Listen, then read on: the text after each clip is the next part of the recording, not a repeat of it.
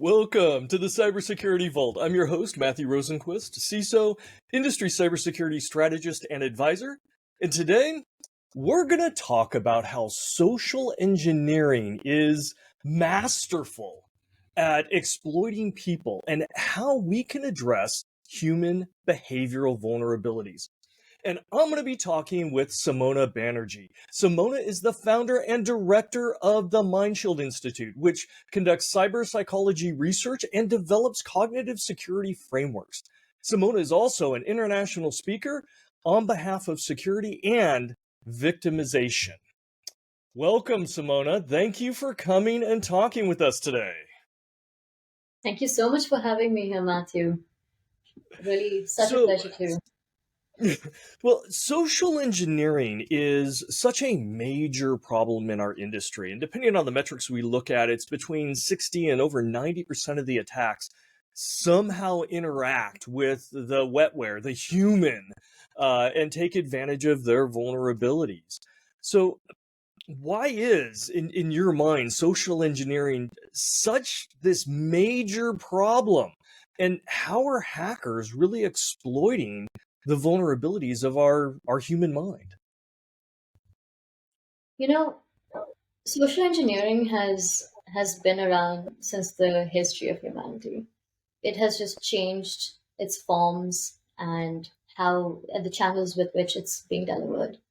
Back in the day before the internet really existed, you had posters and flyers being put out with various information. You had things carved on stone that built a certain narrative for the people within a town or a city to gain understanding and access to what was going on and the information that was going on, be it in a political scenario or, in various different departments of the city, including war.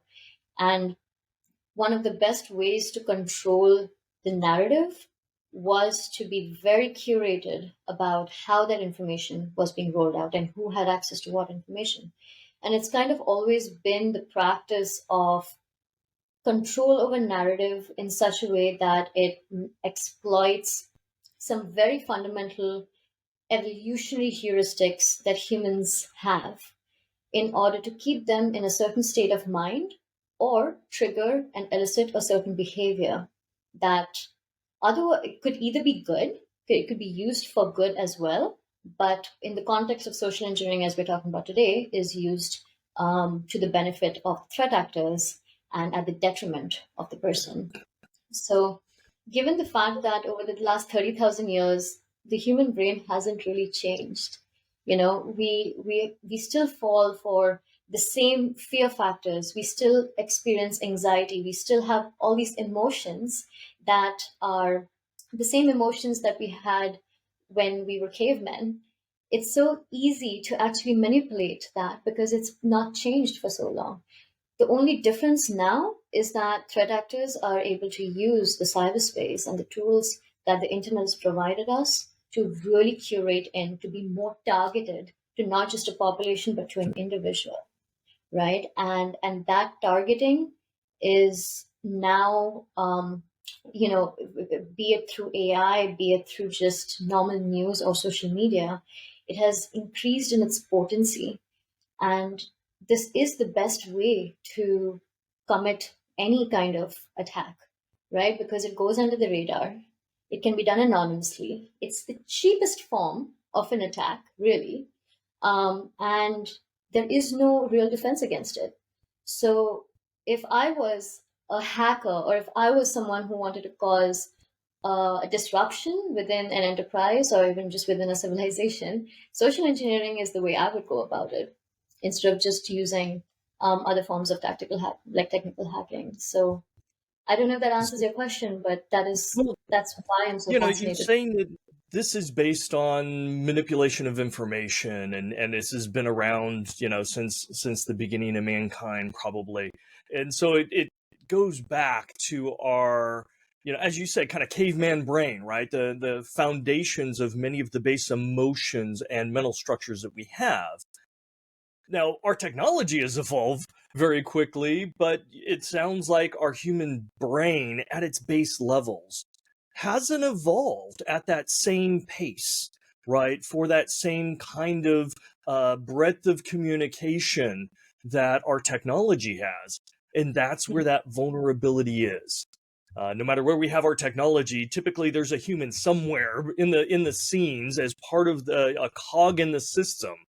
And if that's targeted with base emotions, base fears or doubts or opportunities, what have you, love or whatnot, we see all sorts of different attacks. That's how you're going to be able to undermine the entire system. So yeah, and you mentioned it's cheaper than anything. It's easy, and the bottom line, it works, right? I mean, it works.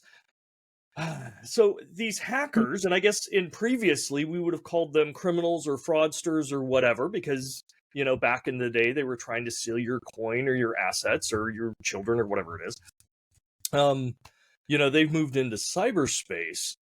So how can we now outmaneuver them, knowing that it's going against kind of our base interests, our base functions in our brain, and yet they have this access and this breadth through the technology that we develop? How do we outmaneuver them? That's a billion-dollar question, right? If we have the answer to the question, we have sorted out a lot of things. I do want to talk about what you just said about the rate at which technology has been advancing, and then the rate at which the human mind or the human brain has been evolving, which the disparity has increased, right? So if you look at Friedman's research, he shows this graph with what we call like the human adaptability curve. One of the beauties, as well as I guess the downsides of how humans think, is that we think linearly, right? We learn linearly, we think linearly, we think in like 1 + 1 = 2, 2 + 1. That's even how we grow, like that's even how babies grow. So if you look at the graph that he's created, he shows human adaptability as a linear process, and then he shows how technology has been advancing just at the attribute of having a double the number of microchips every 2 years, right? Which is why we have been able to see this exponential curve with the technology. So if you see the technology advancement curve and then you see human adaptability, there is a gap that is constantly increasing, and that gap is called technological debt, right? So this concept of technological debt is really important because when we are deciding our policies, we're deciding how to design technology, this has to be at the center of it. Technological debt is the ability of humans to adapt to technology in a way that actually benefits humans. And that debt is the lack of our ability to do so. And that is what's increasing. And there are multiple layers that we really need to target in order to start decreasing that debt. First thing is education, right? I mean, when we say education, we all know that there are some pretty big limitations to how our current education system is set up. But I don't know if the full throttle consequence of this disparity in our education system is really being researched in terms of how the more we wait before we actually start educating people on these technologies such as AI, especially emerging like exponential technologies like AI, um, this disparity is going to increase, and the more this disparity increases, the harder it's going to get to catch up. So, I used to have a very existential phase looking at what the end point could be, where we reach a point where we can never catch up, right? So in there's a hypothetical moment in time on this graph of exponential technology where it becomes perpendicular, right? It goes straight up, and that is called. It's a hypothetical scenario called the singularity, the moment of singularity. And at that moment, technology just duplicates itself, and it becomes so hard for us to keep up with it that all moments post that point of time become unpredictable. And once we have hit that stage of unpredictability, I don't know what's going to happen. There are one of two ways it can go. And not to be existential, but to me, I see it as either self annihilation of our species or immortality, right? Um, It's a little dark, but okay, sure. Let's put that on one end of the spectrum. Yes. let's reel it back to let's reel it back to currently. But the thing is, even though it's dark, it can be just as light. It's really just about what we do with it. We can start reducing that gap, but that gap, it has to start now, and it starts from education. It starts from how we're designing the technologies. It starts from maybe taking a step back and seeing if the space of technology development is needed. Because right now, what is driving it? It's competition, really, right? The reason that regulation and slowing things down um, are looked down upon, in my perspective, is because companies are competing against companies, countries are competing against countries, and whoever has the upper hand in having the most advanced technology will win the, I guess, world power, or the third world war, or whatever we want to talk about it.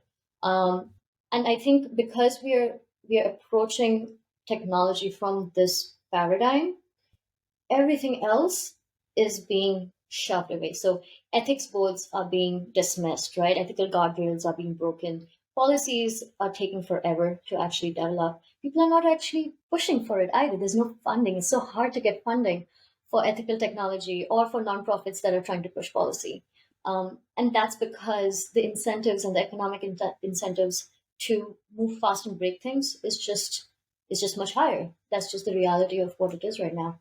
That needs to change, and there are some ways we can, but it's going to take a movement and a critical mass of people to actually switch that narrative.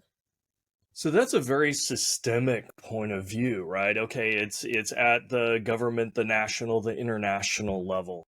Let's kind of take it to the other end, right? Normally, when I'm talking about cybersecurity, I'm thinking, okay, enterprise business, employees, vendors, things of that sort. But I think you touched on something important that, these cognitive and behavioral vulnerabilities in cyberspace with people, it affects not just companies, right? It affects individuals. In fact, I heard you, have a talk, and you were discussing how it affects children and our inability to help them have the proper cognitive defenses puts them in a position of being an easy victim. And as parents, we teach them this is how you cross the road. Why? Because we know traffic is bad, and, use the crosswalk and everything else. Don't talk to strangers. Don't get in the van with the person that says they are looking for a puppy, right? All those things. This seems to be a norm for a parent. And yet, when we get into this cyberspace issue, it just seems like a void that parents either don't have the guidance, or there's not the expectation, or they don't have the tools to prepare their children to defend themselves, or prepare young adults, or just everyday consumers. I mean, in your mind, how pervasive is this problem? Am I just being overly paranoid because I'm a security guy? Is this real? Is this something that we need to be talking about more and addressing? What are your thoughts? Absolutely. I don't think that this problem is overrated, 100%. In terms of how pervasive it is, it differs based on which regions we're looking at. Obviously, countries where technology is slow to be adopted have less of this issue, but countries, especially first world countries, like we're seeing in Australia and North America, obviously, and even in India, this problem is increasing pretty rapidly. It's kind of like, you want to teach your kid how to swim, right? Um, so you take them to classes, and then you put them into the water slowly. And you have, like, you first hold onto the railings and you learn to hit your legs before you actually deep dive into the deep end, right? Um, but we are in this situation where there are, different categories of parents. There are parents who understand swimming so well because they work in the cyberspace, they work in IT, they understand technology. But because they understand technology so well, might have a harder time actually breaking it down to some of its most simplest forms to start handholding a kid from step one. So these parents might, and I'm not saying all, but these parents might just give this technology to their kids, maybe teach the kids how to use it, but more technically on how to use these things, without maybe having the time or the right methodology to help the child navigate the dangers that will come with it. And then you have the other extreme of parents who kind of just don't really use these technologies. So these parents have never swum in this pool ever. And the kids are just kind of jumping into the pool. And the parents don't know how to train the kids because they don't know how to swim. The kids are just jumping in because all their other friends are in the pool. What makes us believe that the probability that this kid is going to drown is not high, right? Yeah. So we really need this intermediary body, and we really need to change the paradigm around how digital literacy for kids is even being looked at. So there's a cyber psychologist. Her name is Jocelyn Brewer. She's in Australia, and she has this concept called digital nutrition, right? And she talks about how we should be treating um, we should be treating kids with the same level of robustness and training as we would treat them before they enter the driving phase, before they enter behind the wheel on a car, right? If you have a license to handle a vehicle, why would we not have a license to handle a platform that literally changes your behavior, your mindset, your emotions, your productivity, your learning, everything? So I think that paradigm shift is really needed. And another thing that we really need to shift out of is this idea that of abstinence from technology, because I see that being pushed in policy a lot. There are a lot of books that have come out that talked about taking phones away from kids. And even though that might temporarily solve a problem, it's not going to solve the bigger issue, which is eventually they're going to be on their phones, and eventually you're not going to be there to protect them. In that time, if they have not really had the chance to be eased into that, or that's not been normalized for them, it's kind of the same as drinking, right? In America, the drinking age is what, above 21, as opposed to in the 21. UK where it's 18, right?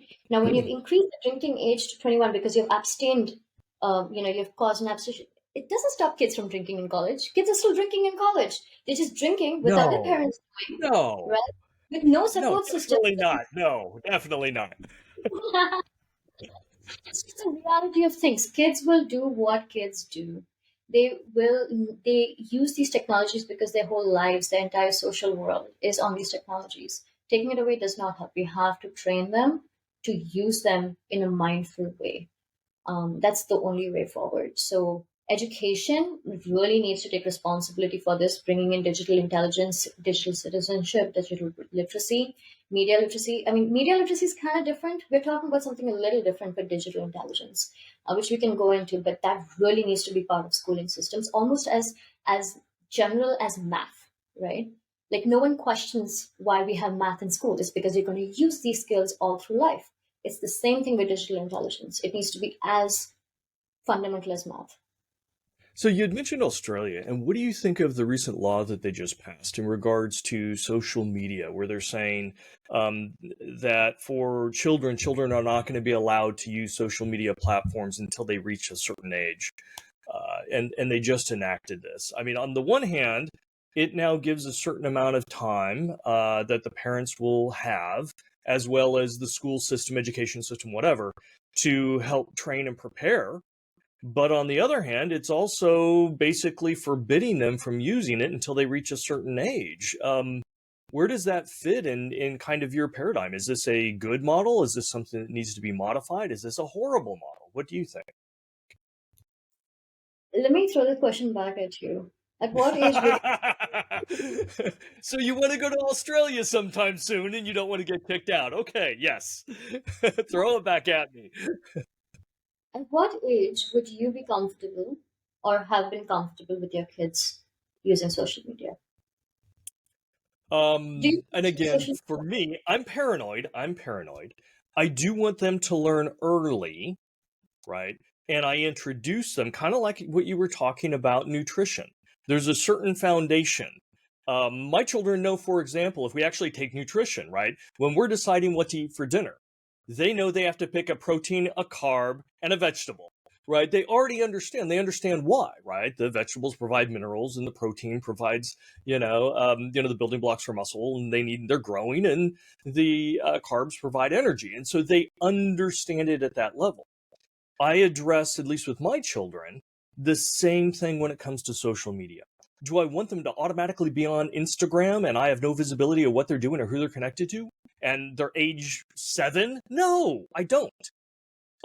It's a matter of gradual introduction. And in the beginning, it's more oversight. And then as they show that they have those skills, they're not going to be manipulated in horrible, horrible ways, right? They're able to report that back, and there's a level of trust there. Then we expand it more and more and more. And again, that's just my methodology. I'm in no position to criticize other parents, right? But for me, it's that building nutrition to allow them to. And, honestly, if, I've got an 11-year-old that I don't think is ready, and yet all their friends are on social media, they are going to get on social media. They're going to go around me. However, if there's a law and the social media platforms are also making it really difficult, they can't make it impossible, but they can make it really difficult. Maybe not all their friends are going to be on social media. Maybe there isn't that peer pressure. Maybe they have other means that have better security, oversight, controls, whatever. That may help me as a parent in the long run. So I'm okay in Australia saying, hey, 13 years old, anybody younger than 13 cannot be on social media, right? I'm okay for that because I see the potential impact. Just like I'm okay in the government saying, hey, you need to be at least 18 years of age to drive a car. Oh, by the way, you have to pass a written test, you have to pass a driving test. And actually, here in California, you have to have a certification that you had training with an expert to train you, and they've signed off on you, right? Yeah, I kind of Yeah. like that because I'm on the road, my children are on the road. So, yeah, this not only in my mind helps the potential victims, but it also helps curb the potential bad behaviors of those kind of in the gray area, right? They're not getting online to be malicious, but if they Yeah. see that's what's going on and that's what's cool, they may be encouraged to be part of that malicious pool, right? So I think it helps on both sides, in my opinion. But that's just me. No, I think you bring up some really good points. And, I don't disregard this policy of age restriction. I don't just like disregard it altogether. However, I do think there are some issues that it actually does not solve for, right? So, for example, one, age doesn't always equal maturity, right? When we're talking about age restriction, there is, usually it's a 16, 18, 21. These are the 14, 16, 18, 21. These are the age domains. Based on what are these ages selected? It would have to be based on some hypothesis that an 18-year-old is less susceptible to being manipulated than a 13-year-old, right? Now, if we take a step back and we think about it from a general scale, sure, a 13-year-old might be more easily suggestible than an 18-year-old. But if you actually look at the data of what makes someone susceptible to manipulation, there's so many other variables that are Mm-hmm. at play. One of them being maturity. A 13-year-old or 14-year-old could be more mature because they have just experienced a life of maybe some hardship or Mm-hmm. or been educated in a certain way that the 18-year-old has not. So when we look at, and then obviously added to that, you put in what is the environment that they're building. Okay, so maybe in Australia it's restricted. But now, what if this child is a part of some international group, right? Maybe they're volunteering or they were invited for some exchange in London for some kind of a project. They are going to have friends in different parts of the world. We are living in a global civilization now.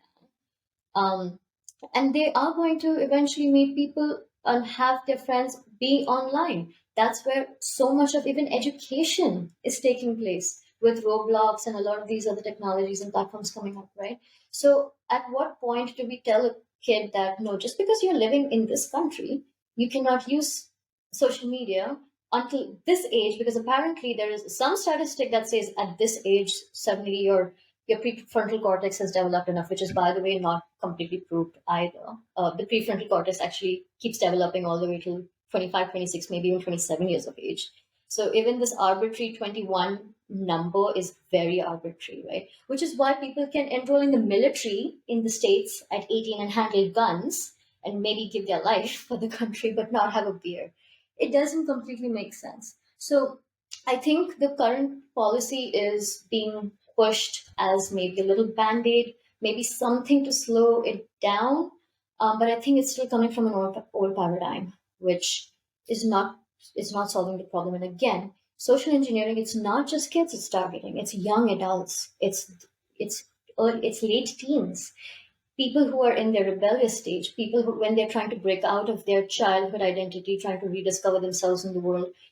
This is 21 to 24, 25 years of age, where that is when that's happening. So if they're still not being taught to be resilient from a young age, and already it's almost like a mental filter that needs to be imbibed. The earlier we catch them and train them, the better it actually is, because it becomes a natural part of their process when they grow up. It's very hard the older you grow to actually build in new thinking processes, right? Like your neurological circuits have developed in a certain way. We need to catch them when neuroplasticity is high. And that is age 5 and 6. That's how I look at it. That's where the training needs to start.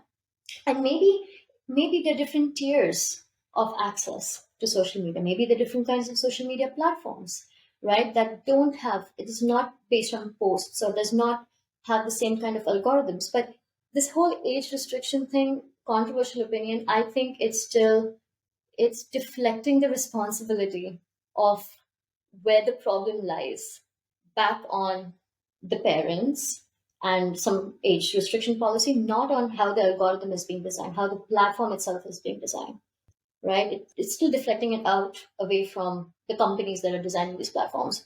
Um, so maybe it solves a little bit of a problem, but I actually think it's creating a false sense of security. And also, kids are rebellious, just because the parents, it's like porn, right? Like there's an age restriction to porn.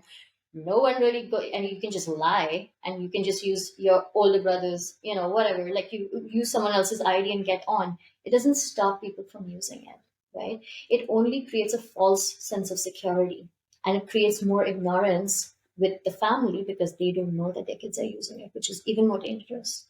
So yeah, I feel like it's more complicated than that. Like the solution has to be far well thought out, more than just an age restriction. It doesn't solve the problem.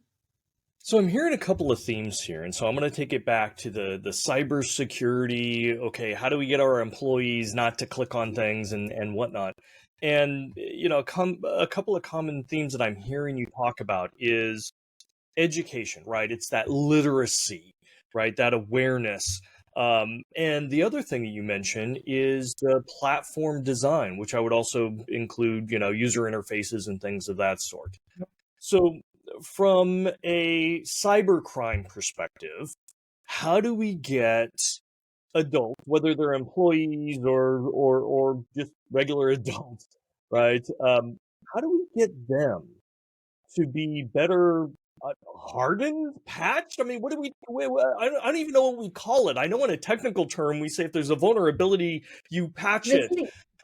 But with how do we get them to a better state than what they are now? Because now they're being victimized really, really well. How do we increase their resistance? So there are phases to this, right? The first phase is building awareness, right? Before we can even start, we need to understand what these vulnerabilities are. So, be it organizational awareness and individual awareness of, okay, what exactly are my cognitive vulnerabilities? And there are different categories of cognitive vulnerabilities, be it emotional, be it cognitive overload, distraction, be it social influence and pressure, self esteem, financial desperation. There's so many different categories. So now, first thing is sitting and figuring out, okay, what aspects of my life make me most vulnerable cognitively, right? The second phase is, okay, how do we patch that and train you against it? There are specific mental processes that can be trained for, which are exactly when they're untrained, is what's tapped into and baited by psychological operations. It's what's being manipulated. For example, cognitive biases, situational awareness, focus and attention. And each of these actually, for example, focus and attention, right? You know how many people, when I've interviewed them and they're offenders because they clicked on phishing email simulations, right? They talk about how they know the technicalities of what a phishing email is and like that this happens. But the state of mind that they were in when they happened to click it was distraction. There was just so many things going on. They were so distracted that it was a split second thing when they clicked on it before they realized, right? Yeah. So it's the technical knowledge about something does not build the resilience, because the whole point of social engineering is the fact that you override logical analytical thinking and you move into emotional reactivity, right? So no matter how much logical analytical information I have, the whole point is to override that and harness my emotional reactivity. So we have to target emotional reactivity, so attention and focus, situational awareness, threat perception levels, like how often or what is someone's idea of threat perception, how high is that, like how likely am I to actually be a target versus how likely am I not, right? Other like mental operations like memory, long-term memory, short-term memory, that plays a role, as well as cognitive biases like we talked about it. And we also have something that's very fundamental, which is emotional regulation, right? Because fear, urgency, anxiety, these are the three things that are the emotions that drive max most effective behavior change, especially from a manipulation standpoint, social engineering standpoint. So how am I able to detect that, oh, this is causing me a sense of fear? It brings in another aspect of this cognitive training, which is somatic intelligence, right? Understanding and being tuned to the fact that you're feeling an emotion. It is something Mhm. so simple, but it's something that we're just never trained. So many of us just don't even know how to identify what emotion we're feeling at any given point of time. So we can actually train somatic intelligence to sense that, oh my God, I'm feeling the sense of anxiety and fear, and it's coming from someone like pressurizing me. As soon as I can sense that, I'm like, wait, why am I feeling this? And that can actually build like a red flag in the brain. And be like, I shouldn't be feeling this. Maybe something is off, right? And that's how I have been navigating the last so many years also with a lot of scams that I've gone through. So there's that, and then there's, in terms of just base technical, obviously, understanding of how these cognitive vulnerabilities are baited, right? So you can go on and start learning more. I think these are very specific topics that are actually what social engineers use to hijack people's minds and emotions. And for whatever reason, instead of training them on patching those vulnerabilities, we're patching all the other vulnerabilities that lie out there except those. And again, like, this is not rocket science, really. It comes down to some very fundamental things. Um, and we have the knowledge. It's just, it needs to be readapted and educated and scaled. I really Well, do believe that that's the solution. let's talk about that. I love how you're breaking it down, and I'm trying to apply that into organizations, right? And I hear all sorts of criticisms. Oh, we have to do security training once a year. Nobody pays attention to it. Everybody hates it. You know, it doesn't change any behaviors. We still have problems. I've seen really bad behavioral training programs in organizations, and Yeah, they're a complete waste of time. They're absolutely, no doubt about it, a waste of time. Have not yeah. changed the behaviors. Nobody even watches them, right? They just click it and go get a cup of coffee, and okay, they're done. I've Let the time. also seen on, yeah, yeah, but I've also seen really good, and I've led really good behavioral modification and empowerment programs that have made a significant, measurable difference in both preventing as well as detecting and responding to social engineering attacks. So there's this huge spectrum, right? And we're always limited by budget and time and the amount of impact we can have and this friction that we introduce. Can you give some examples in your history where you've seen good programs that did help improve the behavioral or cognitive defenses of an employee base? And what did they do? What were their key focus points or metrics that really contributed to make you think that, wow, this is good, this is effective?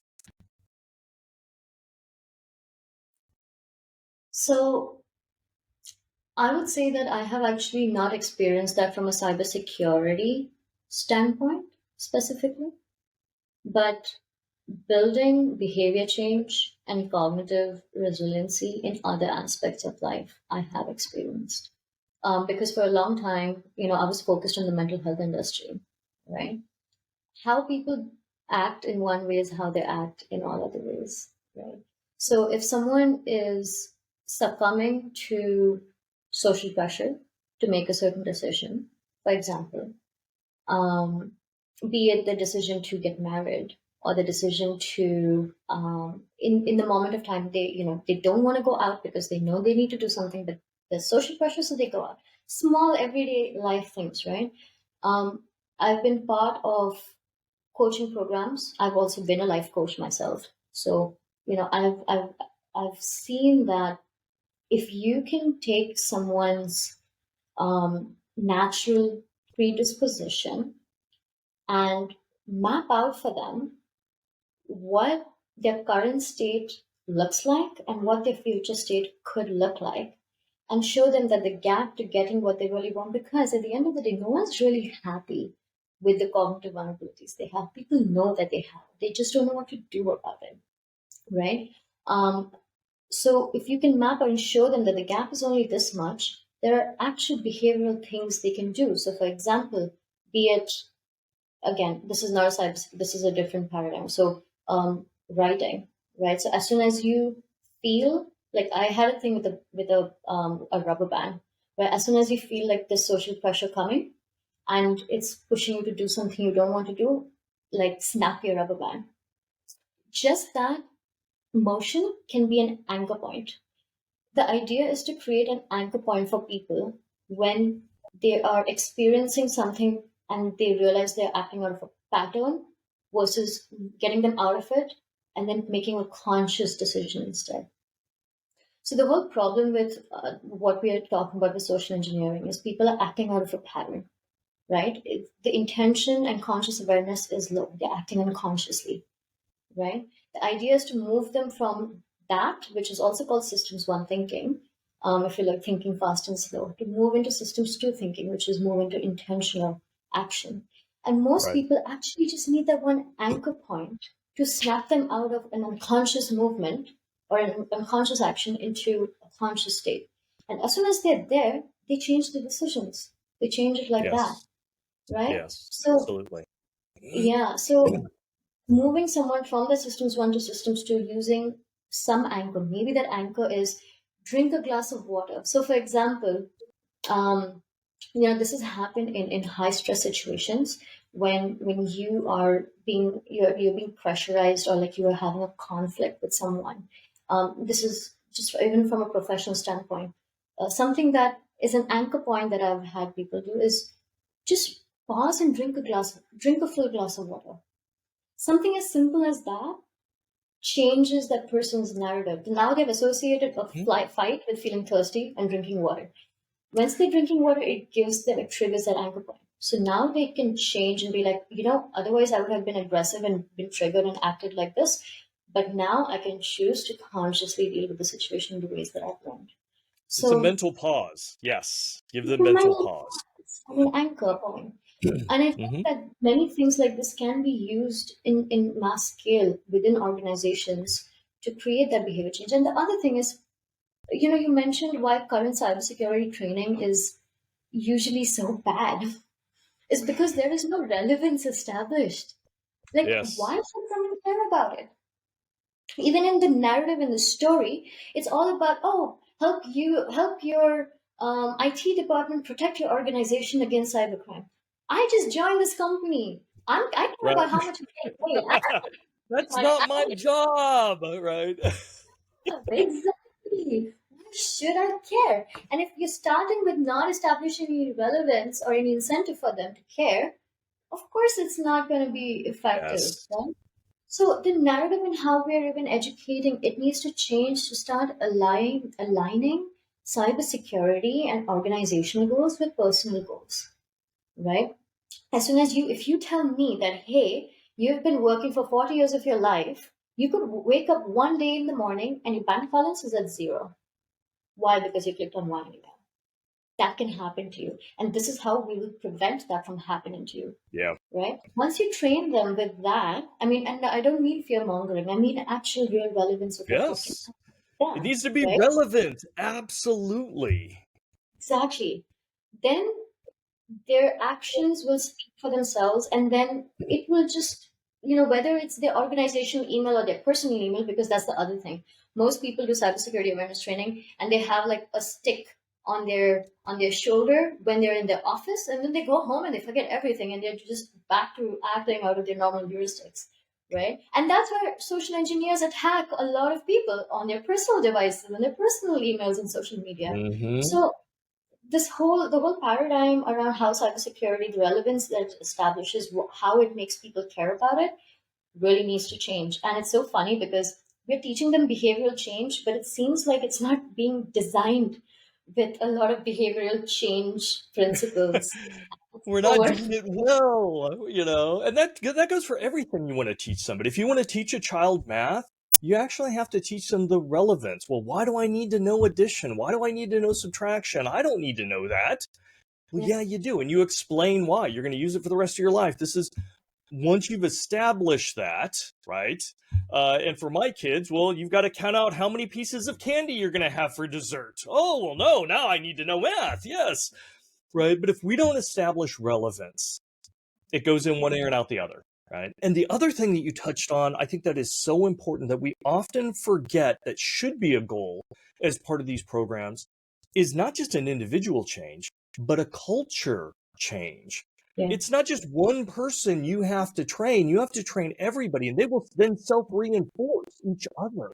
It becomes the norm. And, culture eats policy every day, right? And so if you can build that into your culture, they understand why it's relevant, they're empowered, right? And, I hate it when security is always the bad guy. Security in my mind shouldn't be the cop. And if you do something bad, they're going to hit you over the head with a nightstick. No, right? When I work with organizations, and I'll tell them, everyone's going to make a mistake. You, me, everybody is. But if you make a mistake, give me a call. I'm not going to yell at you. I'm not going to fire you. I'm not going to scream at you. You're not going to get demoted, right? yeah, I want you to call. Even if you yeah. think you might have made a mistake, maybe not. I'd rather have those 20 calls and look at it and go, no, no, everything's fine. You did okay. Versus the one time something bad did happen and you didn't call. Because I Ex- know addressing it early on, I can contain it. I can reduce the impact and you can be part of that. Right. So building that culture of not only doing the right thing, but if you make a mistake, that's okay. Just it's alert normal. people, right? Be part of the solution instead of being fearful. And if you build that culture, foundation of relevance, just as you're talking about, I think now you are on a track to train and sustain that capability because you're going to have people rotating in and out of your organization. That's the way it is. But if that new hire comes in and they're seeing some of the training and they're going, oh, this is cybersecurity stuff. And they look at their peers and all their peers go, yeah, that's our job too. They're going to go, oh, well, then it's my job too. Well, okay, I better pay attention. Okay, now there's an expectation, right? So, yeah. Okay, It's so I do want to jump. Okay, what? yeah. I wanted to just add to what you said. The incentive models are what drive culture, right? Like if someone, usually, like when someone has experienced something traumatic or say abuse, their first thought isn't to go to a cop, it's to go to a friend or a guide, Mhm. someone who helps them and supports them, not someone who's going to they would be reprimanded. And that reprimanding might just be because they have to go through all this paperwork and then they have to do this and they have to do that, right? Right now, the way security is seen, I think, in companies is that it's that disciplinarian with a stick, Yeah. as opposed to someone or a department that's there to support you and help you stay safe, right? Um, and then, in terms of even just the incentive model, the fact that you make three mistakes and you could be fired for that, that increases is actually causing a negative feedback loop, because it increases in just the general anxiety around clicking on anything, which might work. It might work 100%, but it does not propel security culture. What Yeah. propels security culture is the carrot approach, the incentive approach, maybe being recognized for, or actually incentivized, or even non-monetary compensation, ways to reward someone for taking a step that protected the security of a company, be it even just reporting a phishing email, right? Like make it exciting for people, make them want to like find it and keep an eye out for it because it gives them something of value to do that, as opposed to just being punishment. So 100% I agree with you. I think and there are ways we can change culture and incentive models. I know that's something that you have been working on Mhm. for years in terms of building culture to change behavior within companies and with CISOs. So it can be done. We just need to so it can be systemized and scaled, and we can just show that that is a better way of saving company millions in losses due to social engineering. 100% agree, right?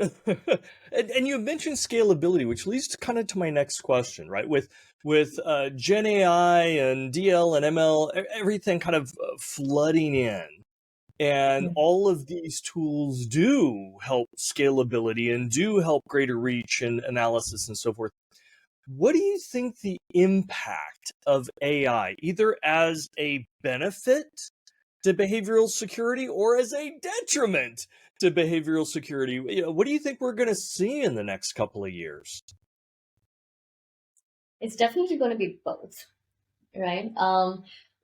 AI is going to be used to highly target social engineering and remove the human from actually even being the social engineer, because AI can just learn from our patterns so fast and it can scale the amount of phishing emails and all of that, right? Even phishing and all of that. Like it removes the human from the threat actor equation, making it harder to actually detect who's behind a certain attack. So it's definitely going to be used in that direction. And AI can be used to also detect malicious AI. However, I do feel like the protector is always going to be slower than the threat actor, Hmm. Yeah. just because of all the red tape and the even the access to the technology that we have to go through in order to like build something that goes through all the approvals and compliance and da da da da, da. They have already like iterated 5 times. Threat actors have already iterated 5 times by the time something has been developed here. Yeah. So it's going to be this constant race, and that's because even be it an AI doing this or a human doing this, the the vector that it's attacking is the same, which is human cognition, right? The only thing that can understand human cognition at its deeper levels and can actually create change is the human. Maybe AI can be used to assist, right? So with MindShield, that's what we're looking at, right? We're looking at how we can incorporate an AI assistant, or like, someone like, Iron Man's Jarvis kind of a thing that can highlight things for you. That, hey, this is making you experience a certain emotion, or hey, this might be, hooking onto this cognitive vulnerability you realized you had, right? What you choose to then do with the information is your choice.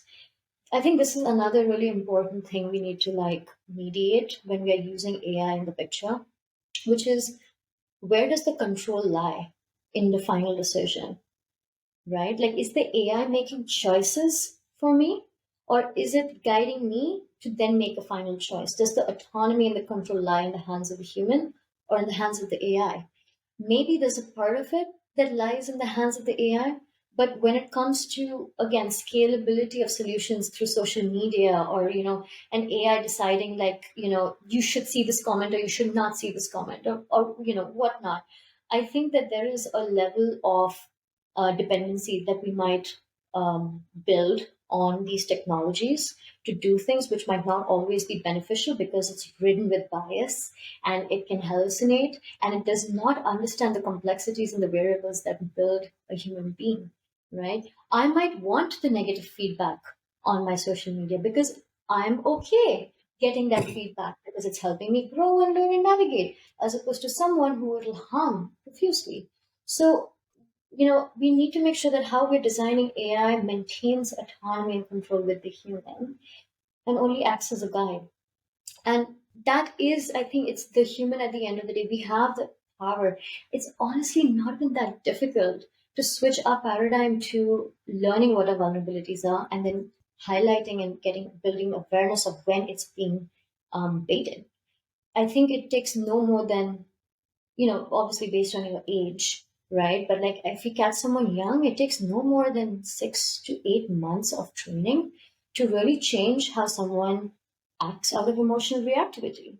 So I think, even in India, it's a part of practice, right? So um when we do yoga, or we do breath work, or like that whole aspect of the culture, it's all based to just increase emotional response and reduce reactivity. That can be trained. That's trained in kids at a young age. Very easy to do. We just need to do it. We need to care enough to do it. So, Action, action. Okay, so it leads to my last question then. And again, a lot of my followers and viewers, they're cybersecurity leaders, they're cybersecurity professionals. yeah. And this, social engineering has been just the bane of our existence. It's easier to put into technical control than actually modify the behaviors and the culture and everything else. So, if you had to give one actionable item, right, to a cybersecurity listener right now, how should they improve, or what specific step can they do to improve the cognitive defenses of their workers, or even just individuals, right, in protecting themselves and their children? What one practical piece of advice would you give them to act? Yeah. I think it's two things. One, Okay. we're building an assessment to assess an individual's someone's cognitive vulnerability. Take the assessment so you can assess either your or your family's vulnerabilities or even within the organization as anonymous, like from a data privacy standpoint, like we're fixing all of that, right? First, build awareness of what makes your organization vulnerable. And then from that information, there is training on exactly if you have a high vulnerability because of attention focus. Maybe your workforce is way too distracted. Maybe you have way too many notifications going and 1,000 tabs open on every laptop, or whatever, right? Or someone, or emotional influence is high, or social influence is high, or obedience influence is high because the culture in your company just seems to be such that no one challenges authority, right? So maybe have someone play devil's advocate for every meeting, right? So there's so many steps that can be taken to curb every different dimension of vulnerability. First, see what makes your organization or your employees and your workforce cognitively vulnerable. When you see that literally on a map, you can then pick and choose the different combinations of training and practices to patch those vulnerabilities. And like obviously right now, we're learning about this. Cyber psychology is a new field and it's an iterative field and it's an exciting field. But we do believe a lot of the solutions here exist over here. We just need to put them in practice and then see what the results are. And chances are the results are going to be good because I know that you have also implemented a lot of behavioral changes, and workshops like that in your domain, and it has obviously had positive impact. So build awareness on what's going on and what the weaknesses are, and then train to curb and patch those weaknesses. It's really not that complicated. We just need to do Well, it. it resonates even in the cybersecurity world, right? Because the first thing you said is do that risk assessment. This is what we do. I mean, okay, no, that makes a lot of sense. Do the risk assessment, but it's Yeah. not for the technical side. It's really for those behavioral aspects and potential vulnerabilities and weaknesses and things that can be taken advantage of, those mental structures. So it's a Absolutely. different risk assessment than we normally do. But yes, risk assessment, number one, is typically what we do. And then build that training program, put in your controls at the wetware level, not the software or hardware, but at the wetware level, Yeah. and get them in place. So that makes so much sense. So thank you, Sumona, for all your insights today. Very very much appreciated you chatting with me today. Thank you so much. Thank you so much, Matthew. And I do believe that cognitive security as a layer above technical cybersecurity is going to be it's going to be what revolutionizes cybersecurity for the future. So I'm excited to I see how it agree. goes. I absolutely agree. Sumona Banerji is the founder and director of the MindShield Institute. Check out the webpage for insights, resources, and practical recommendations to improve your cognitive security. I'll put the link in the description. And thank you all for watching. Be sure to subscribe and catch all the Cybersecurity Vault episodes where we chat with industry leaders like Sumona here to dive into the most relevant and interesting cybersecurity challenges, perspectives, and best practices. We'll see you next time.